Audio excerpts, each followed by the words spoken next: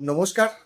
আজকে আমি এসেছি চাষাপাড়া বুড়িমা, যেটা কৃষ্ণনগরের অন্যতম একটি বারোয়ারি, এবং এই বুড়িমার ঐতিহ্য সারা পৃথিবী জুড়ে। এবং আজ আমরা পেয়েছি এই চাষাপাড়া বারোয়ারির অন্যতম প্রাণপুরুষ, আমাদের অতি প্রিয় গৌতম ঘোষ মহাশয়কে। উনি আপনাদেরকে একটু কিছু বলবেন এই চাষাপাড়া বুড়িমার ঐতিহ্য এবং তার প্রতিষ্ঠা এবং তাতে ভক্তদের যে আবেগ বা উন্মাদনা রয়েছে সেই সংক্রান্ত ব্যাপার। আমাদের পুজো এবার 253 বছরে পদার্পণ করবে।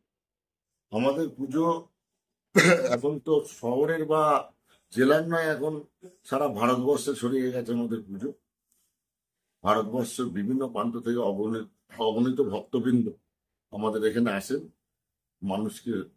মানুষ আসেন এখানে ভক্তি ভরে, তাদের বিশ্বাস, তাদের ভক্তি, তাদের আবেগ নিয়ে এখানে আসে। এবং এই পুজোটা একদম সাধারণ মানুষের পুজো।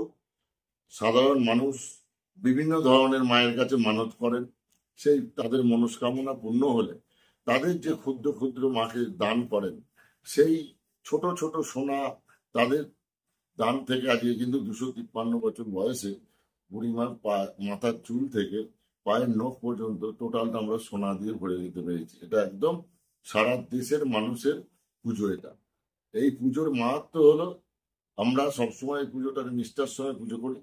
এবং এই পুজো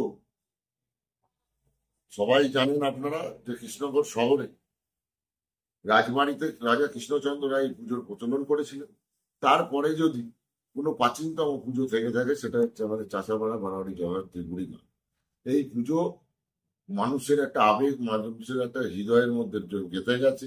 এই পুজো আমরা কিছু না হলো 1.5 লক্ষ মানুষকে আমরা ভোগ বিতরণ করি।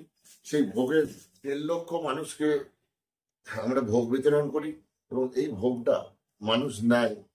আমরা যারা ভেতরে থাকি তারা উপলব্ধি করি যে অমৃত ভেবে নেয়, আমাদের রোগ ব্যাধি সেরে যাবে। হয়তো আমি দীর্ঘ 200-100 বছর আমাদের আয়ু হবে, সুস্থভাবে বাঁচবো, ভালোভাবে বাঁচবো, আমাদের পরিবারের শান্তি হবে, এই সব ভেবে মানুষ এই ভোগটা গ্রহণ করেন। এবং এখানে আমরা প্রায় 60 থেকে 70 হাজার লোক এখানে অন্নমস্যে খাওয়া দাওয়া করবেন। প্রায় 70-80 হাজার লোক এখানে সন্দেশ পুজো দেন। সেই পুজোটাকে আমরা পুজো করিয়ে আবার একটা কাউন্টার থেকে বিলি করি। মানুষ সারা রাত ধরে এখানে ঠাকুর দেখেন। আমি মানুষের উদ্দেশ্যে একটা জিনিস বলবো, যে সারা রাত ধরে আপনারা ঠাকুর দেখবেন, নির্দ্বিধায় ঠাকুর দেখবেন। আমরা সবসময় আপনাদের পাশে আছি। আমরা ফার্স্ট এডের ব্যবস্থা করে রেখেছি। আমরা এখানে যদি কোনো মানুষ আটকে যান, কোনো গাড়ি পেলেন না বা যেতে পারলেন না, তাদের থাকার ব্যবস্থা করে দেবো। এবং সবসময় আমরা পাশে আছি। নির্দ্বিধায় নির্ভয়ে ঠাকুর দেখবেন। জগদ্ধাত্রী উৎসব এখন চাষাপাড়া তো বুড়িমা আছেনই, কৃষ্ণনগর শহরে সমস্ত পাড়া বাড়োয়ারি তাদের সেরা পুজো করার চেষ্টা করে যাচ্ছে। এখানে কোনো ইন্ডাস্ট্রি বা কোনো কর্পোরেট সেক্টর নেই যে এখানে পুজোটা তারা কিছু স্পন্সর করে। এখানকার পুজোটা একদম কৃষ্ণনগর শহরের মানুষ তাদের নিজেদের থেকে টাকা খরচা করে পুজো করে। এই পুজো এখন যে আকার নিয়েছে কৃষ্ণনগরের জগদ্ধাত্রী উৎসব, ভারতবর্ষের বেশিরভাগ জায়গাতেই জগদ্ধাত্রী পুজো হয় না। এটা আমি মনে করি ভারতবর্ষের মধ্যে একটা শ্রেষ্ঠ উৎসব বলে আমি মনে করি। এবং পরের দিন, বিসর্জনের দিন, ঘট বিসর্জন একটা বড় কার্নিভাল। এবং তারপরে কাঁধে যে ঠাকুর যাবে, বুড়িমা সমেত অনেক ঠাকুর যাবে। সেই ঠাকুর মানে ভারতবর্ষে অনেক জায়গায় হয়তো 1-8 ঠাকুর এরকম কাঁধে যায়, কিন্তু এই যে ধরনের ব্যাপারটা যদি না দেখেন কেউ বিশ্বাস করতে পারবেন না। এই ঠাকুর চিরাচরিত কথা অনুযায়ী জলঙ্গি রাজবাড়ি থেকে জলঙ্গি নদীতে আসবে। এবং যখন বুড়িমা ঠাকুর যাবে সবারই শেষে, যত পাড়া আছে, যত ক্লাব আছে, সমস্ত ছেলেরা যেহেতু ঠাকুরটা শেষে যায়, তারা ভক্তি ভরে তাদের ঠাকুরটা বিজয়া দিয়েছে, আমাদের ঠাকুরের সঙ্গে বুড়িমার সঙ্গে যাবে ভক্তি ভরে। আমরা মানে কৃষ্ণনগরের এটা একটা মানে দেখবার মতো জিনিস।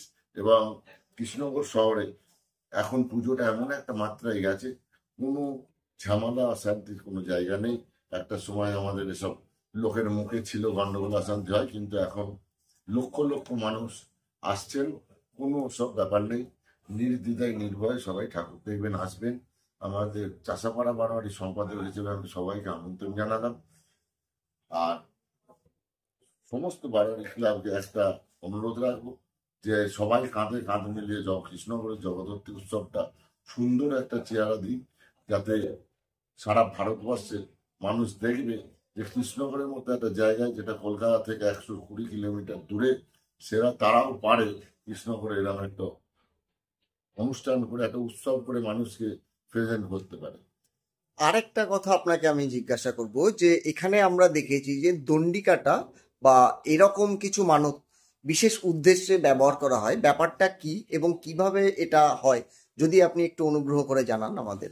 এখানে যেমন মানুষ ভক্তি ভরে মানুষকে অঞ্জলি দিতে আসছে লক্ষ লক্ষ মানুষ, তেমনি কিছু মানুষ মায়ের কাছে মানত করেন যে আমি মা, এটা যদি আমার পুণ্য হয় তাহলে এবারে আমি দণ্ডি দেবো।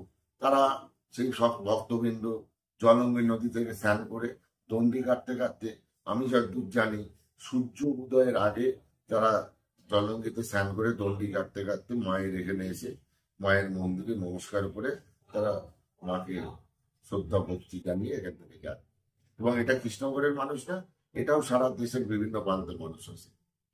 এ প্রসঙ্গে আমি একজনকে ব্যক্তিগতভাবে জানি যে তার সন্তানের একবার ভীষণ শরীর খারাপ হয়েছিল, সে একটা মানত করেছিল এবং তার সেই মানতটা পূর্ণ হয়েছিল। সম্ভবত গত বছর বা তার আগের বছর সে এই দণ্ডিকাটা ব্যাপারটা পূর্ণ করেছে।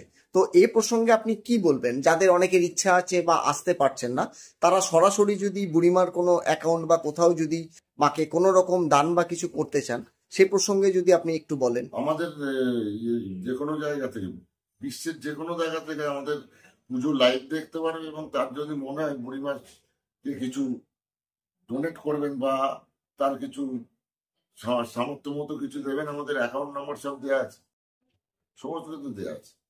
অসংখ্য ধন্যবাদ আপনাকে। পুজো ভীষণ ভালো কাটুক। অলৌকিক ঘটনা, এই অলৌকিক ঘটনা তুমি যেটা বললে ভাই, সেটা মানে আচ্ছা ঘটছে, আজকেই হয়েছে। একটা ভদ্রলোক, একটা ভদ্রমহিলা তার 11 বছরের মেয়েকে নিয়ে এসছে, তার বাচ্চা হাঁটতেই পারতো না। আজকে আলোবার মানত করেছিলেন, এসেছিলেন। এবছর তার বাচ্চাটা কারমাইকেল স্কুলের ওখান থেকে হাঁটতে হাঁটতে আমাদের বুড়িমা ভবনে এসছে এবং আমাদের সঙ্গে দেখা করে গেলেন, বলে গেলেন। এরকম ঘটনা বহুত আছে, বহুত আছে। তা নাহলে মানুষ আসছে কেন? মানুষ এখানে লাইট দেখতে আসে না, মানুষ এখানে ভালো প্যান্ডেল দেখতে আসে না, এখানে মানুষ আসে একমাত্র তাদের আরাধ্যা দেবী, তাদের হৃদয় জুড়ে বুড়িমা রয়েছে, বুড়িমাকে দেখতে আসে। আমার গায়ে কাটা দিচ্ছে আপনার এই কথাটা শুনে। অসংখ্য ধন্যবাদ আমাদের সময় দেওয়ার জন্য। আপনাদের বারোয়ারির উন্নতি হোক এবং আপনারা সবাই পুজো ভালোভাবে কাটান। শুভরাত্রি। আশা করি ভালো থাকবেন। ধন্যবাদ আপনাকে।